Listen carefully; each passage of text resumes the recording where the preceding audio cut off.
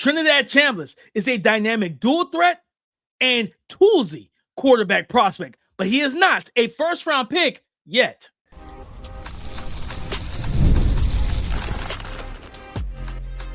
You are Locked On NFL Draft, your daily podcast covering the NFL Draft. Part of the Locked On Podcast Network, your team every day.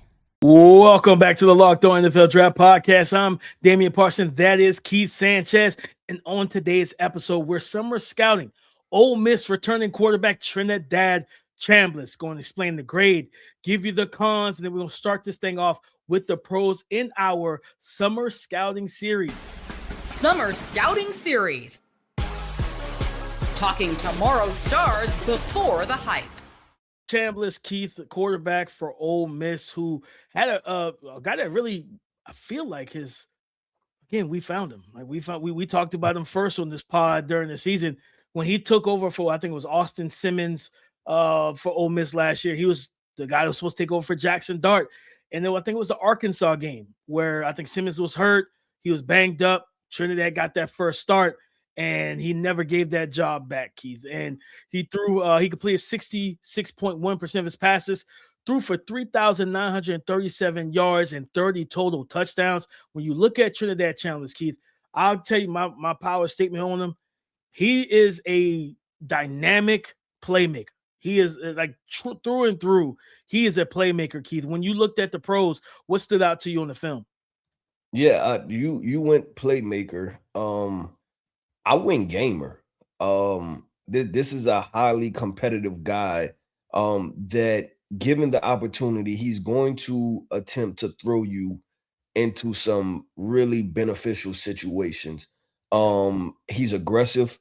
He was willing to push the ball down the field. He's willing to take those one-on-one shots. He's willing to try to fit the ball into tight windows. So, people use this with defenders, right? It's the telling a dog, whoa versus sick him, right? You don't want to have to tell your dog to sick him, right? If he don't have it in his heart.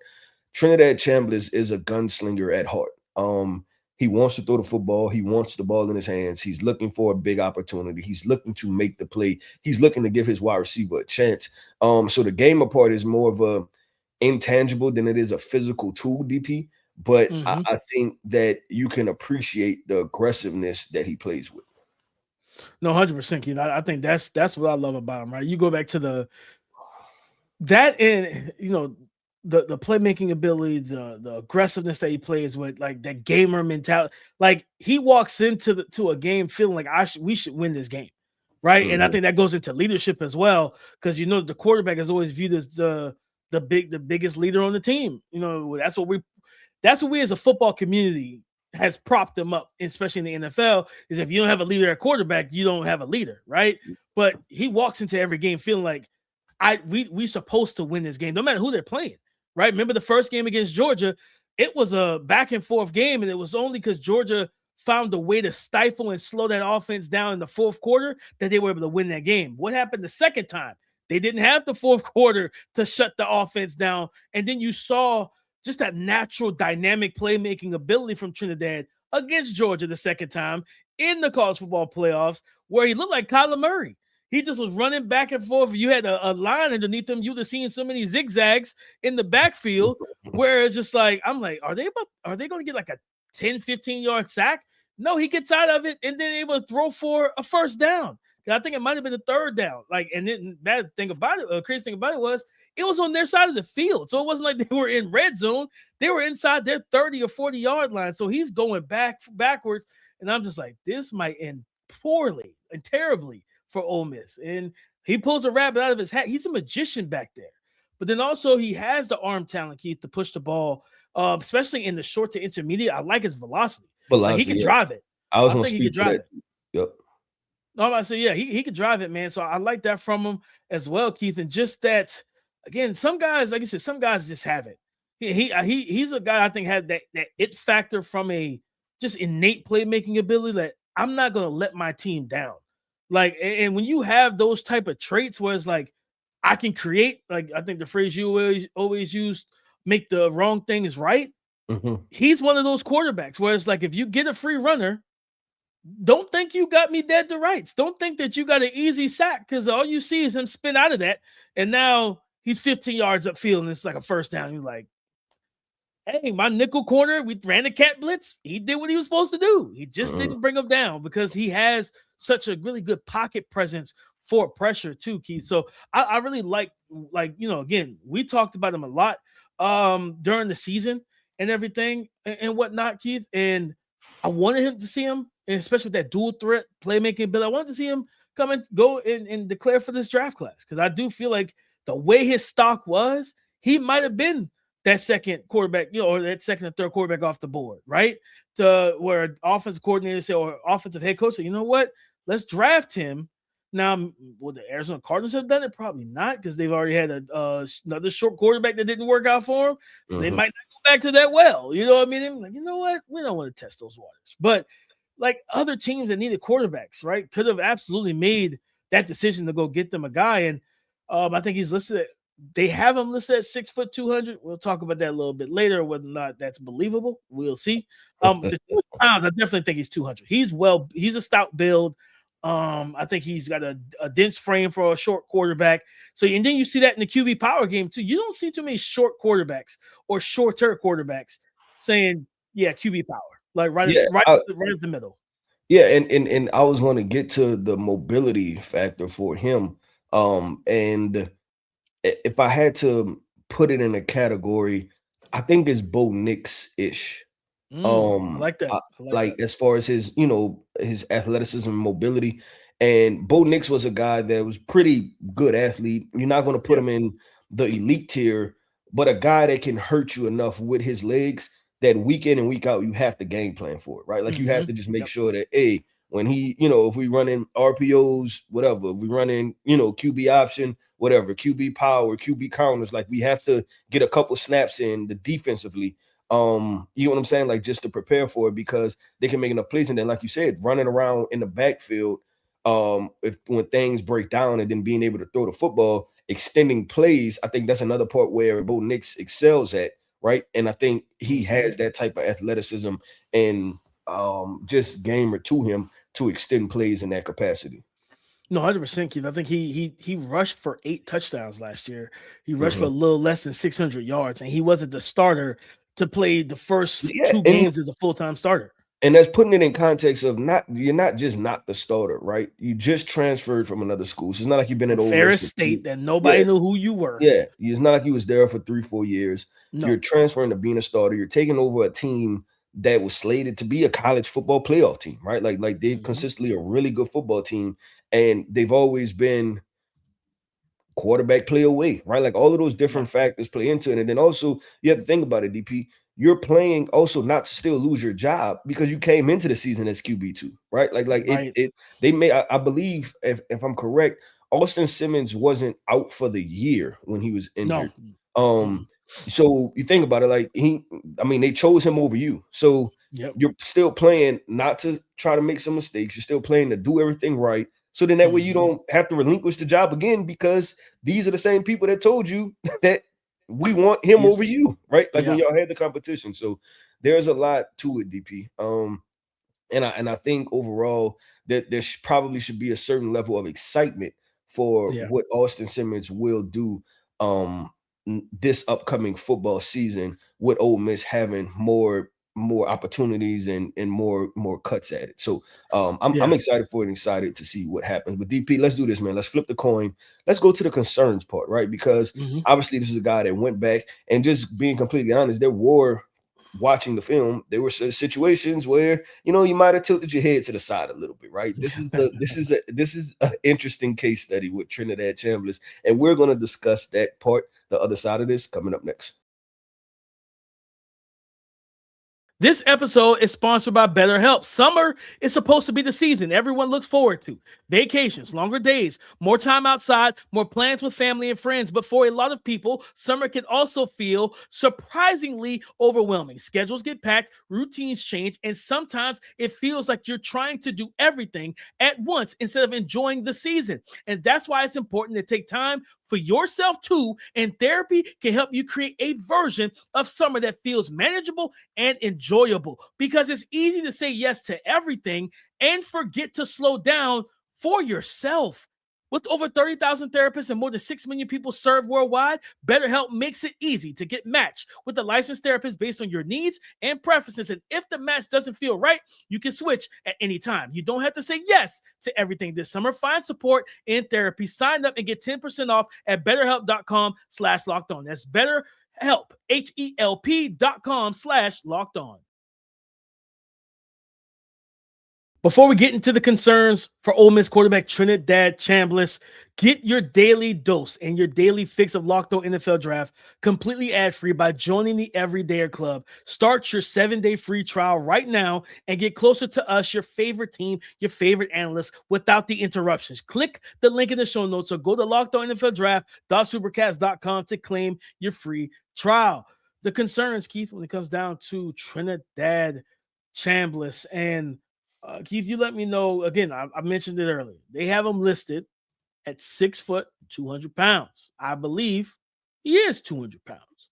What I don't believe is that he's 6 foot. Keith, I have that's my concern with him, is that he has below average size. And I think in the average height, like what teams typically look for, they want you to be at least 6'1" to 6'2". Right, and that's kind of it's kind of been the older model. It used to be bigger. I think guys used to have to be 6'4", 6'5", decade or so ago. But now they've kind of, tapered it down a little bit. But I think to me, watching him on film, I feel like he's from a height weight. He doesn't check that box. He's more of a below average height quarterback. Again, 200 pounds, and I see some visual issues at times when throwing over the middle of the field. When he's in the pocket, and the pocket is a little bit muddy, Keith. So I think that's where to me, that's where it starts for me is, hey, do we need to get you watching some Drew Brees, right? A lot of the comps, and I think we had that comp, early in the season, was the Russell Wilson comp. Can we marry the two together? Which is that would be even another Hall of Fame quarterback if we married those two together. There's multiple championships between the two of those guys, right? But Drew Brees was so good about finding pockets to throw to, despite being amongst the trees, where Russell Wilson is more of the dual threat running type, and he threw the deep ball. He didn't throw between the numbers and in the middle of the field as well, or nowhere near as at the rate of a Drew Brees. So I want to see how he handles that again this year. This will be his second year. He's adjusted to the SEC. Remember, guys, he came from Ferris State and everything. He got the chance to go back. This is year 2. And I'll throw the other thing out real quick, Keith, is now you're playing with expectations, right? Tom Brady, I don't know if you saw the quote from Tom Brady or watched the video. He's talking about the difference, why practice players don't typically turn into starters in the NFL. He's like, man, yeah, get comfortable. He's like, yeah, we're watching the guy kill it on practice squad. I was like, man, this dude can ball. Like, let's bring him up in our offense. And then you got expectations. And it's like, yeah, it's like you got expectations. Now you're up here with the number 1 offense or the number 2 offense, and you've moved up to another level on the team. But there's expectations now. Like, you're not just a practice squad guy. When we put you in the game, we expect you to make plays. For me, with Trinidad, it was such an out of nowhere situation that most people had no idea who this young man was last year. Now they know you. You were on the NFL draft radar for this previous class back in April, and you're definitely on everybody's radar now. But also, you're on every SEC defensive team that you're on the schedule for. They know what you can do. They know who you are. And now you don't have Lane Kiffin either calling plays. So I think expectations and him being able to, I'm not saying meet the expectations, but just now that you have expectations, will your plays stay as strong? Yeah, I'm gonna go with this, DP. And I thought you did a good job of walking through that, right? Like just him entering the season and the different amount of pressure that's going to be placed on him. I'm going to go with decision making. The Miami game, I have to be honest, DP. I think he threw 1 tallied interception. There might have been 5 out there. That he potentially could have. He had a couple. And I don't. And we discussed this with a couple of the other quarterbacks. I think Dante Moore for sure on yesterday's podcast. But the pre-snap, this like locking in and just saying, you know what, I'm going with this. And I think that got him into a lot of trouble because he's a gunslinger. He's gonna fire it in there and believes that, like, I don't think he's seen a situation that he didn't think he couldn't fit the football into.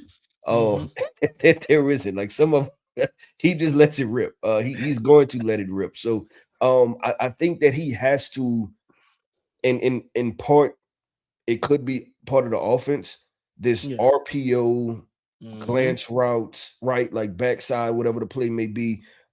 He has to start working through progressions.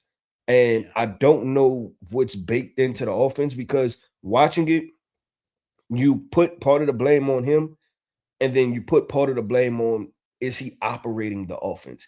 And which it made me want to see him a part of a different offense, because there were times where I wanted to say, nah, this guy doesn't get through his progressions. But then there were times he got through his progressions. And then there were times where he just fully locked in and threw the ball in the, I'm like, that's not good. Like, that's kind of the Jackson Dart thing, Keith. Like, it's just that it might be the offense with Lane Kiffin. Yeah.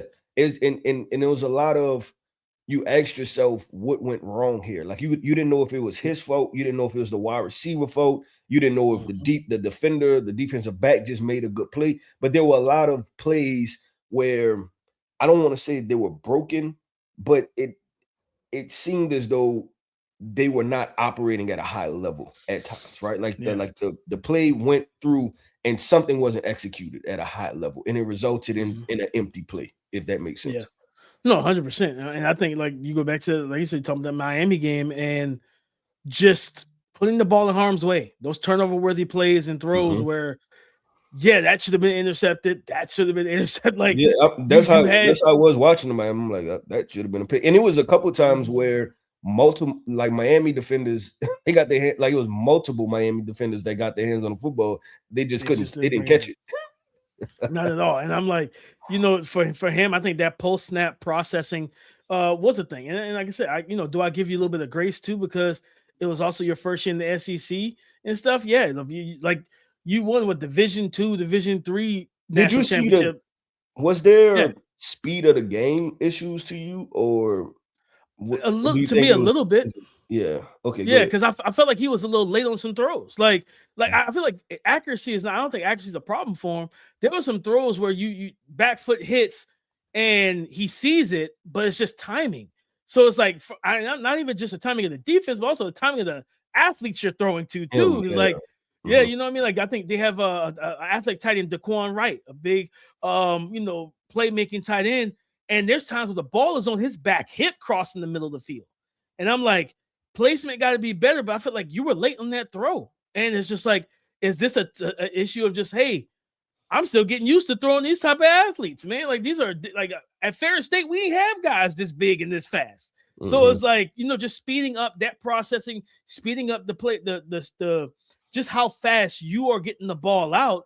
Because again, I don't think he's an accurate quarterback, but it's just, I saw that too many times, especially on crossing routes and to the tight end, where instead of leading or putting on the numbers or leading them, it's behind them. And I'm like, brother, like, granted, this isn't 15 years ago, but you would have got that guy knocked out the game. You know what I mean? He's trying to fumble the pass on his hip. Yeah, that's a good point, DP. And maybe that's what I was seeing when I was saying the plays are broken. It could have been a timing thing, like with those, like, because I seen a lot on end breakers also, like the slant routes and stuff like that, where it's like the ball is slightly behind, the ball is in front, the ball is low, and it just seemed like, but also sometimes it seemed like it got out too fast for the wide receiver, right? Like for him to get his head around, and he's still, that could be the visual issues too, Keith. Like, just trying to, hey, that's a pocket that I could see. I'm gonna go ahead and rip the throw early, and you know what I mean, trying to anticipate, before the defensive line closes that pocket and things like that. And I'm looking now, I'm on PFF to see like how many batted passes. He had 15 passes batted down last year. Like, that might be the highest number I've seen so far from a quarterback. So, especially we just started this, so maybe a little bit hyperbole, but nonetheless, because we just started doing this, doing some scouting with quarterbacks. 15 is a high number nonetheless. You know what I mean? Like, to have that many passes batted down, to go through a couple games. Now, like, you see, like, Georgia, the playoff game against Georgia, 3 passes batted down, or not batted down. Yeah, 3 passes against Georgia. He had 3 against like Oklahoma, LSU got their hand. Like when you have these 6'5", 6'6", 6'7" quarter defensive linemen, and they're taught, hey, if you can't get back there, hold your hands up. And when you're, again, I know he's listed at 6 foot. I don't believe it. I think he's 5'10", 5'11". And if that is the case, you see that type of issue. So trying to throw through muddy pockets, that's why I say, hey, go watch some of that Drew Brees, man. One of the best to ever do it, just as a quarterback, period, but especially for a shorter quarterback, where it's like, you know what? I am in the rainforest, but I'm going to find my way out of here, and I'm going to get the ball to whoever I need to get the ball to, down the field, second level, first level, it didn't matter. So definitely agree with you, Keith. I think processing and everything, timing, speed of the game, I think all that stuff can actually absolutely slow down for him. And I'm excited to see him in year 2 because, again, even though we're talking about the concerns, some of this stuff is correctable when it comes down to him. Yep. All right, DP, let's do this, man. My favorite part of these shows, the scouting series. Let's explain the grade, right? We're going to tell y'all our draft grade currently for Trinidad Chambliss heading into the 2026 NFL season and as a 2027 NFL draft prospect. We'll discuss that coming up next. Support for today's episode comes from Square, the business platform that helps sellers become neighborhood favorites. Whether you're gearing up for a busy season or just trying to keep up with everyday demand, Square keeps your business running smoothly, from payments to online orders, inventory, staff, and more, all in one place so you can focus on your customers, not your to-do list. And Square helps businesses simplify the day-to-day while still giving them room to grow. There's a place that I hit up near me all the time, and I always notice how fast and painless it is to pay. No fumbling, no waiting. That's Square. Square helps you run your business more smoothly, bringing payments, operations, and insights together in one place so you're ready for whatever's next. Right now, listeners of this show can get up to $200 off Square hardware when you sign up at square.com/go/LockedOnNFL. That's SQUARE.com/go/LockedOnNFL. Get started with Square and build a setup that works the way you do. Thank you for making Locked On NFL Draft your first listen of the day. Thank you for making the Locked On Podcast Network the #1 sports podcast network in America. Is all because of you. The grade, explain the grade for Ole Miss, going in his second year at Ole Miss. Quarterback Trinidad Chambliss. Keith, what grade did you give Trinidad? Yeah, I balancing everything I've seen, DP. And I think I probably even wanted to go higher than what I gave him, but being committed to my process and what I seen, I gave him a late second, third round grade. And I know that there's going to be a conversation of, okay, well, y'all discussed him in the first round. It was like, yes, I did. And that's because I was telling everybody the momentum factor of it. And what you discussed, I think in the first part, I can't remember if it was in the first or second segment, that momentum is kind of pulled away because you're no longer the hero in the feel-good story. Yep. Now the expectation is elevated for you to play at a higher level. And what we discussed as far as the concerns, I think those things, he has to fix them, right? Like there won't be the optimism, because if you repeat the same thing, now there's enough data points. It's not like, oh man, we're excited. I think about who was that? Was it Cardale Jones who came in for a few games, Ohio State, and he won a national championship, and then he could have came out, but he came back again, and then he wound up falling in the draft because there was a lot more data points on him. And everybody was like, man, if he would have came out, he probably would have been a first or second round pick. And it's momentum, right? Because you're getting people to buy in what you could be. And sometimes not having all the data points is the best place to be. So I think he has to fix those concerns, or there's a situation where he may find himself, people saying, I think he's a scheme specific quarterback. And I think that's the conversation around it. Yeah, Keith, you actually went lower than I thought you were. I gave him a early second, like not the borderline second first. I gave him kind of like pick 40th, somewhere in there. Yeah. You know what I mean? 40th, 50. Approaching middle, second round. Yeah, approaching middle, second round. I think second round is where I have him, and it's just like I said, I want to see it again. Do it again. You know what I mean? Listen, like you said, the data points, the exposure you give us. Now you got to answer the call again, right? It's one thing to answer the call when we didn't call you, like, because that's what it was. We did not call you last year. Like, we didn't know about you last year with to put the expectations of, man, you could be a franchise-saving quarterback. You could be a great NFL player. We seen the film. We like what we saw. We saw some things we want to see corrected. Now your phone's ringing because there's expectations on the other line. Can you answer the call again in the SEC? And again, you're dealing with defenses that have high-end athletes that can match up to your receivers and running backs with you, Kewan Lacey and Daquan Wright and all of that. But number two, like they're gonna close, like these corners are gonna close windows faster. They know how you play now. They scheme and game plan for you.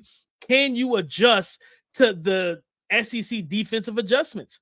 I think the SEC is going to like 9 SEC conference games, so that's even more SEC competition. One extra game, I think, is this year. It's either this year or next year. I think it's the SEC's. The reports they were getting rid of the cupcake schedule early in the season or whatever it was. They were going to more of a 9-game conference schedule, which I'm excited about. More high leverage games. And again, I love everything I saw in that second game against Georgia. But the game against Miami, oh yeah, it was definitely some concerning throws in there where you're like, this won't fly in the NFL. You can't expect guys to drop wide open interceptions and they're playing hot potato where 4 guys touch the football and then it hits the ground. You're like, woof, you know what I mean? You got that bead of sweat. And you're just like, I live for another day. and that's what watching them, I'm like, okay, there's an element where this could have went different, right? Like the some certain things, the football gods, right? They kind of fell in your favor a little bit because you did some things that could have resulted in a higher turnover situation. Yeah. But I will also say too, DP, that now looking at it, you say, okay, if you clean that up, then you don't have to worry about that part because a lot of his mistakes were just they're on like you to just clean up, right? Like just decision making because it's not a void of talent, it's not a void of athleticism, it's not a void of arm strength. It's just make better decisions with the football. Yeah, make better decisions, make quicker decisions. Like, because we always talk about it, Keith. Like, accuracy and ball placement are 2 different things. Like, yes, you put the ball, you got the ball to your receiver, but if you're placing it behind them or too far in front and they can't just catch it in stride, you're leaving yards on the field for guys to turn up field and become a run after catch threat, right? So definitely want to just see him improve in those situations, Keith. Because again, like physically and mentally, you are what the NFL is going to like your overall profile. You're a mentally tough kid. You come in with the moxie and the confidence and everything else from a mental standpoint. You have a good arm. You're a dynamic runner. You're also an agile and elusive runner, as Georgia found out in real time in the bowl game that it's hard to bring you down if we don't get our hands on you, right? So you have just a natural, innate ability to make plays. But now you got to take it to another level. You got to take it another step higher to where, especially, I think this is going to be the thing for him, Keith. If he goes up there, not only repeats his success, have another almost 4,000, let's be honest, he threw for 3,500 or whatever. If he starts the first 2 games, he probably throws for over 4,000, right?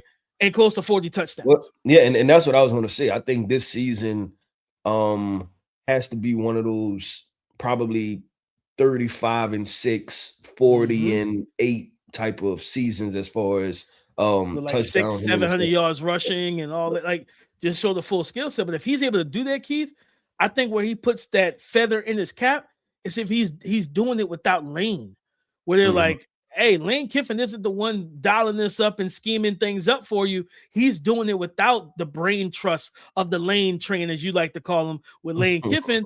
If he's out there hooping and balling and like making all of the plays and reads and the game slows down and he's just being the quick twitch, explosive athlete with good arm talent. I think you tell me as we get ready to close, how you feel about his anticipation. I think it's solid. I think it can get better. But again, letting the speed of the game let you catch up to the speed of the game and it slows down for you. If you're able to do all of that, Keith, and you're doing it without Lane Kiffin, like, because there's some sympathy with that Ole Miss program because Lane was like, yeah, I'm leaving before the CFP. I tried to stay and everything. Like, Lane, you know darn well they were like, that wasn't going to happen. You know that wasn't going to happen. You leaving the team to go to a rival in the SEC before the season is completely over. You knew you weren't going to coach in the CFP. But if you're able to do that without Lane, Keith, I think that helps him so even more in the eyes of GMs. And like, you know what? I don't even know who the OC was, but he ran that offense to a T and he still balled out. Yeah, no, I agree. And I just looked up Bo Nix last year's stats in college. And he had a 45 touchdowns, 3 interception season with 4,500 yards passing, right? So, like I said, I think if he gets in the 40 range, I think he should be striving to have people say, like, all right, I see a little Bo Nix in him, right? Yeah. Something like that. Or I like the Russell Wilson call out somewhere in there. We're mentally tough, give him opportunity, he'll make plays, things like that, and continue to carve out his role in the NFL. But DP, that wraps up another episode, man, of the Locked On NFL Draft Podcast. I want to end this podcast off by saying shout out to our everydayers. Thank you for tapping in with us each and every single day. I am Keith Sanchez. You can find me on X at The Talent Code. That right there is my guy, my co-host, Mr. Damian Parson. You can find him on X at DP_NFL. And like we like to say, man, y'all come talk to us because we like to talk back. Go subscribe and follow for free on YouTube or wherever you listen to podcasts to get the latest episode as soon as it is available on tomorrow's show. We mentioned LSU. We got a quarterback that transferred from the Big 12. I feel like LSU's done this before. From Arizona State. They're going and got Sam Levitt to come step in and be Lane Kiffin's new quarterback. We're going to break down his game, the pros, the concerns, explain the grade. And I'll tell you right now, guys, I do not have a first-round grade right now come off summer scouting for Sam Levitt. We're going to explain that on tomorrow's show. So come and join the conversation again tomorrow on the Locked On Podcast Network, your team every day.